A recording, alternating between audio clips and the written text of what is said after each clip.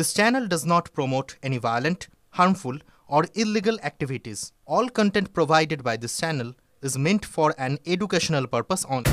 নমস্কার বন্ধুরা, 1989 সাল থেকে ভারত একটি স্বপ্ন দেখেছিল এমন একটি ইঞ্জিন তৈরি করার যা নিজেদের ফাইটার জেটকে সম্পূর্ণভাবে আত্মনির্ভর করতে পারে। কিন্তু সেই স্বপ্ন বাস্তবায়িত হতে প্রায় 3 দশক লেগে গেল। উদাহরণস্বরূপ চীন যারা $200 বিলিয়ন খরচ করেও নিজের শক্তিশালী ইঞ্জিন তৈরি করতে পারেনি, আর সেখানে ভারত নিজের তৈরি কাভেরি ইঞ্জিন রাশিয়ার আকাশে 40,000 ফুট উচ্চতায় পরীক্ষা করছে। 2025-এর শুরুতেই অবশেষে ভারতীয় বিজ্ঞানীরা বহু চেষ্টার পর ঘুম থেকে জেগে উঠেছে বলে মনে করছে বিশেষজ্ঞ মহল। আসলে এই বছরের শুরু থেকেই ভারতের DRDO অর্থাৎ defence research and development organisation, যা ভারতের অন্যতম বড় ডিফেন্স ম্যানুফ্যাকচারিং প্রতিষ্ঠান, তারা বিশ্বের মনোযোগ এবার আকর্ষণ করতে শুরু করেছে। সম্প্রতি একটি খবর সামনে এসেছে যেখানে জানা গেছে যে DRDO যে কাবেরী ইঞ্জিনটি তৈরি করেছে তার ফ্লাইট টেস্টিং রাশিয়ায় শুরু হয়ে গেছে। এই ট্রায়াল 70 ঘন্টার জন্য চলবে। এখানে আপনি দেখতে পাচ্ছেন এটি রাশিয়ার প্রসিদ্ধ বিমান IL-76, যাতে মোট 4টি ইঞ্জিন রয়েছে। এর মধ্যে একটি ইঞ্জিন সরিয়ে DRDOর তৈরি কাবেরী ইঞ্জিন বসানো হয়েছে, যা আপনি স্পষ্টভাবে এই ছবিতে কিন্তু দেখতে পাচ্ছেন। এই ইঞ্জিনের মাধ্যমেই রাশিয়ায় ফ্লাইট টেস্টিং শুরু হয়েছে। তো বন্ধুরা, এই ইঞ্জিনকে তৈরি করতে ভারতকে কত কাঠখড় পোড়াতে হয়েছে তা আমরা অবশ্যই আজকের ভিডিওতে আলোচনা করব।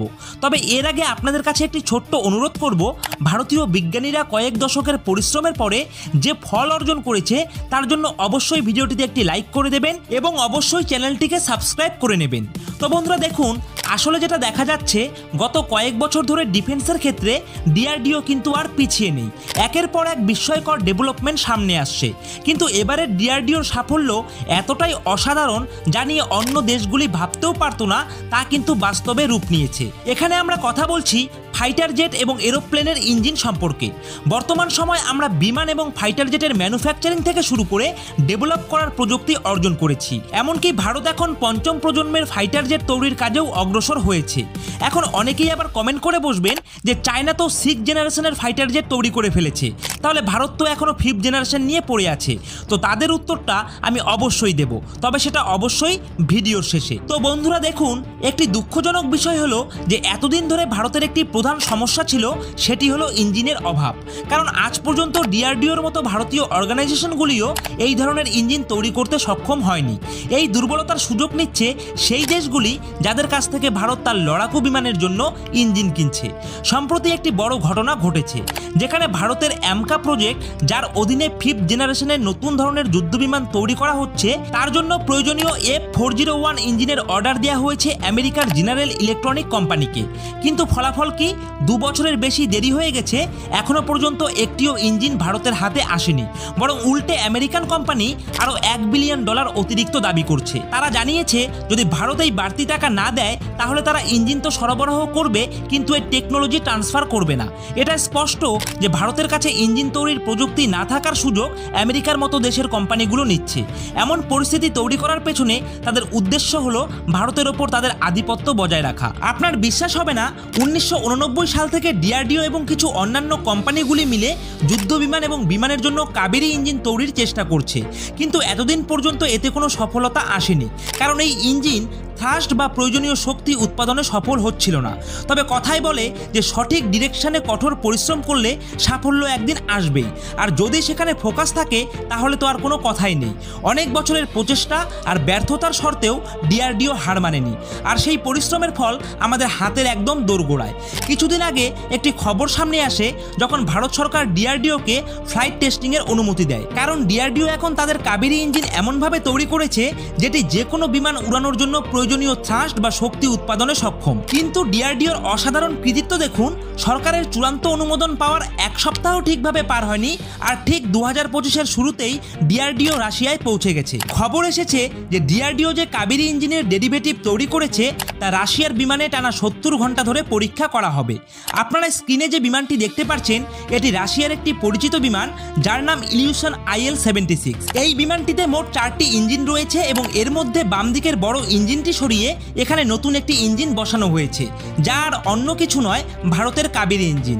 এই ছবিতে আপনি এটি স্পষ্টভাবে দেখতে পাচ্ছেন। IL-76 বিমানে ভারতের কাবেরী ইঞ্জিনের ফ্লাইট টেস্টিং হবে, যা প্রায় 1 মাস ধরে চলবে। যারা এখনো বুঝতে পারেননি এটি আমাদের জন্য কত বড় আনন্দের খবর, তাদেরকে বলবো যে গত 10 বছর ধরে চীন প্রতি বছর তার সেনাবাহিনীর জন্য প্রায় $200 বিলিয়ন খরচ করছে। অর্থাৎ গত দশকে চীন তার সেনাবাহিনীর জন্য 2 ট্রিলিয়নের বেশি খরচ করেছে। কিন্তু এত খরচ করা সত্ত্বেও চীন এখনও এমন একটি সঠিক ইঞ্জিন তৈরি করতে পারেনি যা তার নিজস্ব ফাইটার জেট এবং বিমানগুলিতে ব্যবহার করতে পারে। ফলস্বরূপ চীন রাশিয়ার ইঞ্জিন ব্যবহার করে বা রাশিয়ার প্রযুক্তি চুরি করে তার নিজস্ব ইঞ্জিনে ইমপ্লিমেন্ট করে তৈরি করার চেষ্টা করে, কিন্তু চুরি করা প্রযুক্তি চীন সঠিকভাবে ব্যবহার করতে পারে না।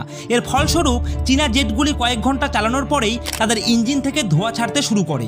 এই ইঞ্জিনগুলির কারণেই চীনের সবচেয়ে দামি যুদ্ধবিমানও নষ্ট হয়ে যায়। এই কারণেই সম্প্রতি চীন 5th এবং 6th জেনারেশনের যুদ্ধবিমান প্রদর্শন করেছে, কিন্তু গোটা বিশ্ব তার উপরে বিশ্বাস করতে পারছে না, কারণ সবার জানা আছে যে তাদের ইঞ্জিন তৈরি করার প্রযুক্তি নেই। চীন কখনো জানায়নি যে তারা তাদের ফাইটার জেটগুলিতে কোন ইঞ্জিন ব্যবহার করে, কারণ সত্যি সামনে এলে সবাই বুঝে যাবে যে চীনের যুদ্ধবিমান শুধু নামেই আছে, এগুলোর ইঞ্জিন চুরি করা টেকনোলজিতে তৈরি, আর সঠিকভাবে কাজ করতেও পারে না, বরং ধোঁয়া ছাড়ে। কিন্তু ভারতের জন্য সুখবর হলো যে শীঘ্রই কাবেরী ইঞ্জিন পুরোপুরিভাবে প্রস্তুত হতে চলেছে। রাশিয়ায় যে টেস্টিং শুরু হয়েছে এটি প্রথম নয়, এর আগেও টানা 140 ঘন্টা ধরে এই ইঞ্জিনের পরীক্ষা হয়েছে। শুধু তাই নয়, বেঙ্গালুরুতে ইতিমধ্যেই 70 ঘন্টার একটি সফল পরীক্ষাও সম্পন্ন হয়েছে। এছাড়াও 75 ঘন্টার উচ্চতা পরীক্ষাও, যাকে অ্যালটিটিউড টেস্ট বলা হয়, সেটিও এই ইঞ্জিনের জন্য অ্যারেঞ্জ করা হয়েছে। রাশিয়ায় বর্তমানে যে পরীক্ষা চলছে এটি দ্বিতীয় ধাপের পরীক্ষা। এই পরীক্ষার মূল এজেন্ডা হলো যে এই ইঞ্জিনের 70 ঘন্টার পরীক্ষা 40,000 ফুট উচ্চতায় করা হবে, এবং এই পরীক্ষা মাত্র 1 বা 2 দিনের মধ্যেই শেষ হবে না, বরং এটি রাশিয়ার একটি বিশেষ বিমান যা শুধুমাত্র পরীক্ষার জন্যই তৈরি করা হয়েছে, তাতে টানা 1 মাস ধরে এই পরীক্ষা চলবে। এই পরীক্ষায় দেখা যাবে যে উচ্চতা বাড়লে ইঞ্জিনের কর্মক্ষমতা কেমন থাকে এবং বাকি 3টি ইঞ্জিনের তুলনায় এটি কেমন পারফর্ম করে। যদি খুব বেশি অ্যালটিটিউড এবং উচ্চ তাপমাত্রায় এই ইঞ্জিন ভালো পারফর্ম করে তবে এটি সফল বলে বিবেচিত হবে। তবে একটি বিষয় মনে রাখা দরকার যে এই কাবেরী ইঞ্জিন AMCA প্রকল্পের তৈরি বিমানে এখনই কিন্তু ব্যবহার করা যাবে না, কারণ এটি 70 থেকে 90 কিলো নিউটন পর্যন্ত থার্স্ট উৎপন্ন করতে পারে, যেখানে তেজসের মতো যুদ্ধবিমান চালানোর জন্য প্রায় 120 কিলো নিউটন থার্স্ট প্রয়োজন। তবে একবার সফল হলে ভবিষ্যতের কাজ ভারতের জন্য অনেকটা সহজ হয়ে যাবে। APJ আব্দুল কালামও একবার বলেছিলেন, you have to dream before your dreams can come true. এই কাবেরী ইঞ্জিন সেই স্বপ্নেরই বাস্তব রূপ, যা একদিন শুধুমাত্র DRDO নয়, গোটা বিশ্বের প্রতিরক্ষার মানচিত্র বদলে রেখে দেবে। এখন প্রশ্ন হলো, এই সাফল্য কেবল কি একটি ইঞ্জিনের মধ্যে সীমাবদ্ধ থাকবে, নাকি এটি ভারতের ভবিষ্যতের প্রযুক্তিগত নেতৃত্বের একটি প্রতীক হয়ে উঠবে? কারণ এই মুহূর্ত পর্যন্ত কাবেরী ইঞ্জিন কিন্তু 100% আমাদের নিজস্ব তৈরি 5th জেনারেশনের AMCA প্রজেক্টের জন্য পারফেক্ট নয়, আর আমাদের DRDOর ইঞ্জিনিয়াররা দিনরাত হাড়ভাঙা পরিশ্রম করে আমাদের দেশীয় ইঞ্জিনকে আমাদের নতুন প্রজেক্ট AMCAর জন্য বিশেষভাবে তৈরি করছে। আর এরই মাঝে আমাদের ভারতের দেশপ্রেমিক জনসাধারণরা ইউটিউব থেকে ফেসবুক, ইনস্টাগ্রাম থেকে টুইটার, সমস্ত সোশ্যাল মিডিয়াতে #ফান্ড কাবেরী ইঞ্জিনকে ট্রেন্ডিং করাচ্ছে, যাতে করে কোনোভাবেই এই কাবেরী ইঞ্জিন তৈরিতে ভারত ফান্ড বন্ধ না করে দেয়। কারণ DRDOর ইঞ্জিনিয়াররা এমন তড়িৎ গতিতে কাজ করছে, যেটাতে ভারতের জনসাধারণরা মনে করছে খুব তাড়াতাড়ি DRDOর ইঞ্জিনিয়াররা কাবেরী ইঞ্জিনকে আমাদের নতুন 5th জেনারেশন ফাইটার জেট AMCAর জন্য 100% সফলভাবে তৈরি করতে পারবে। যেখানে বিশ্বজুড়ে চীন ও আমেরিকার মতো পরাশক্তি যখন নিজেদের ক্ষমতা দেখাতে ব্যস্ত, তখন ভারত হোয়াইট রেভলিউশনের মাধ্যমে নিজেদের অবস্থানকে আরও শক্ত করছে। তাই আজকে এই ঐতিহাসিক মুহূর্তে দাঁড়িয়ে আমরা ঘোষণা করতেই পারি যে ভারতের স্বপ্ন কেবল একটি স্বপ্ন নয়, এটি বাস্তবের একটি পূর্ণ পথ। তো বন্ধুরা, ভারতের এই অসাধারণ সাফল্যের জন্য আপনাদের কাছে অনুরোধ করব, আপনারাও এই ট্রেন্ডিং হ্যাশট্যাগের সঙ্গে যুক্ত হন। আপনারা স্ক্রিনে দেখতে পাচ্ছেন #ফান্ড কাবেরী ইঞ্জিন লেখা রয়েছে। ঠিক এভাবেই আপনারা আমাদের এই ভিডিওর কমেন্ট সেকশনে সেমভাবে লিখে দিন।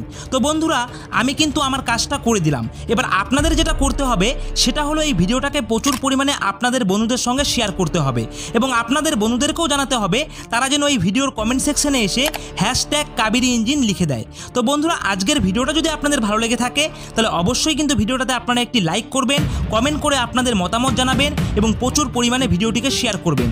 আর এ ধরনের ভিডিওগুলি পাওয়ার জন্য অবশ্যই আপনারা আমাদের এই নিউজ জিওপলিটিক্স ইউটিউব চ্যানেলকে সাবস্ক্রাইব করে দিয়ে পাশে থাকা বেল আইকনটিকে বাজিয়ে দেবেন। তো বন্ধুরা, আজকের ভিডিওটা এখানেই শেষ করছি। জয় হিন্দ, জয় ভারত।